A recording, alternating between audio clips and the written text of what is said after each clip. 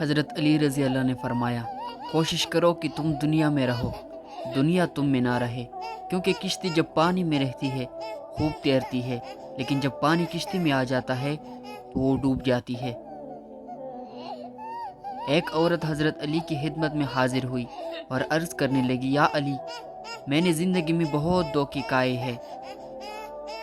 انسان باہر سے کچھ اور اندر سے کچھ اور ہوتے ہیں۔ میں نے ہمیشہ دوسروں سے بھلائی کی بھروسہ کیا، اختبار کیا، نیکیاں کی، لیکن بدلے میں مجھے دھوکہ اور تکلیف ملی۔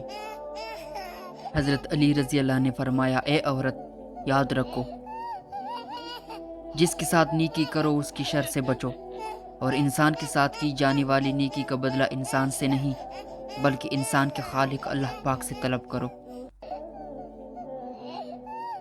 اس عورت نے کہا، یا علی رضی اللہ، میرا ایک سوال ہے۔ حضرت علی نے کہا، آج تک میرے در سے کوئی حال ہاتھ نہیں گیا، کہو جو تم کہنا چاہتی ہو۔ تو اس عورت نے ہاتھ جوڑ کر کہا، یا علی، کیا کوئی ایسا عمل ہے جس سے وقت سے پہلے ہمیں معلوم ہو جائے کہ سامنے والا انسان ہم سے سچا پیار کرتا ہے یا نہیں؟ تو حضرت علی رضی اللہ نے فرمایا، ہاں ہے۔ اللہ پاک کی علم میں کوئی بھی کسی بھی چیز کی کوئی کمی نہیں۔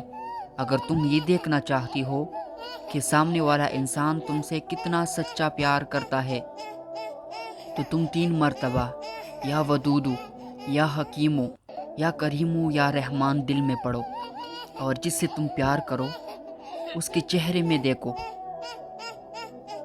اگر سامنے والے کا چہرہ منحوس نظر آئے تو سمجھ جانا آنے والے وقت میں وہ تمہیں بہت تکلیف دے گا،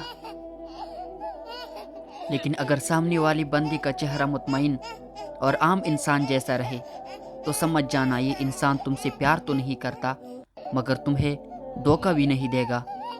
لیکن اگر سامنے والے کا چہرہ مسکرائے اور اس کی آنکھوں سے پیار جھلکنے لگے تو سمجھ جانا یہ انسان خود سے بھی زیادہ تم سے پیار کرتا ہے۔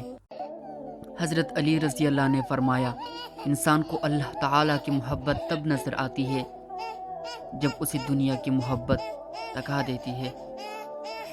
حضرت علی رضی اللہ نے فرمایا، کسی کے لیے حد سے زیادہ پریشان مت ہو، کیونکہ بہتر سے دور کرتا ہے تو بہترین سے نوازتا ہے۔ ایسے شخص کو کبھی نہ گنوانا جس سے دل میں تمہارے لیے محبت، فکر اور چاہت ہو۔ انسان کو اچھی سوچ پہ وہ انعام ملتا ہے تو اسے اچھے اعمال پر بھی نہیں ملتا، کیونکہ سوچ میں دکھاوا نہیں ہوتا۔